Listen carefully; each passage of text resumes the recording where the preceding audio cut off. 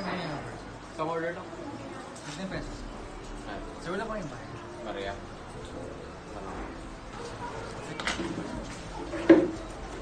Yo, balita. Musta ba? Ano yan?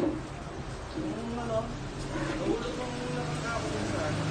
Tama na ba naglalaro tayo ng Indiana? Paano babalik yan? Eh, di ko alam. Subukan ko na lang siya i-contact. Kain na. Tagalong order.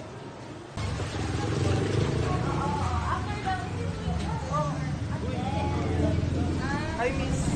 Ikaw ba yung ano?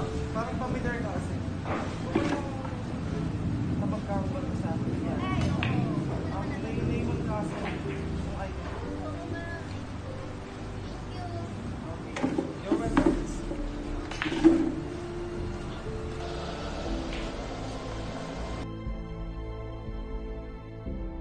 Can I order Brady. Brady lang po. Yes. Hello, miss. You again? Pwede ba dito nangyayang mo rin? Kumain na? Sorry, busy kasi ako. And may buwan ka na. Kumain na? Okay. Okay lang yan. Hindi sa lahat ng pagkakataon makuha natin gusto natin. Hindi nakakasawa na kasi yan. Tsaka marami naman nagmamahal sa'yo. Huwag ka magsawa. Sa bagay. Salamat pala. Salamat.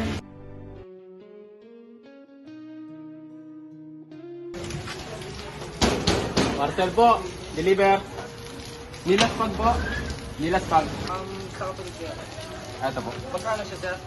Bayad na yan. Abayad na? Sige. Salamat, Sige.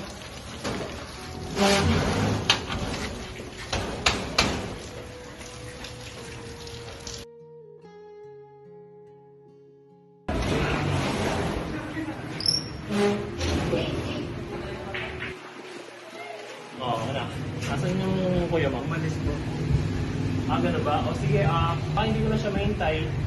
Baka kain na lang siguro tayo. Sige po.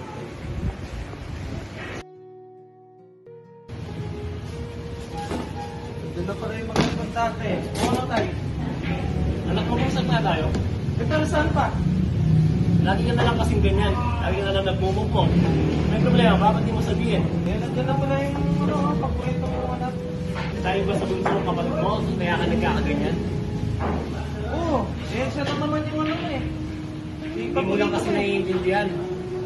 Anak, sabihin O, mo di nga. ba? Sabihin mo. Kaya may kasalpo ako. Papa, sorry sa mga nagawa ko kasalanan.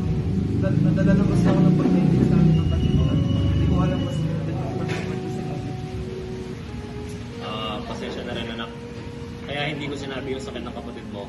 Ayaw ko makaapektuhan yung pag-aaral mo, pag nalaman mo. Sorry na.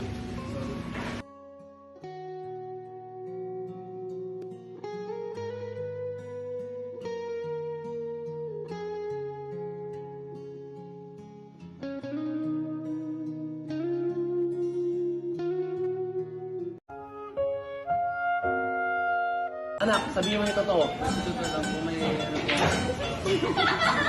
May kasalpo ako. Malala na ako. Yun talaga.